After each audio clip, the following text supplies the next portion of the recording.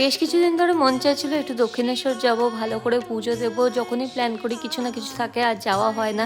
তাই হঠাৎ করে প্ল্যান করে বেরিয়ে গেলাম। হঠাৎ করে প্ল্যান হলে পরে কিন্তু যাওয়া যায়, কিন্তু আগে থেকে প্ল্যান করলে অ্যাকচুয়ালি কিছুই না, যদি মা টানে তাহলে বোধহয় যাওয়া যায়। আর তার জন্য আমার মাকে সাথে নিয়ে আমি চলে গেলাম।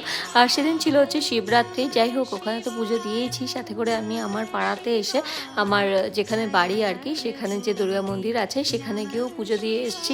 ভীষণ ভালোভাবে, মানে মন শান্তি করে পুজো দিয়েছি। আশা করি সেই ব্লগটা দেখেছো, আর যদি এখনও না দেখে থাকো তাহলে গিয়ে দেখো, আশা করছি তোমাদের ভালো লাগবে। তো আমি এখানে মা, মেয়ে আর মেয়ে, মানে আমার মা, আমার মেয়ে আর আমি তিনজনে মিলে, 3 জেনারেশন মিলে চলে গেছিলাম দক্ষিণেশ্বরে পুজো দিতে। একদম পুরো ফুল ডে প্ল্যান নিয়ে বেরিয়ে পড়েছি।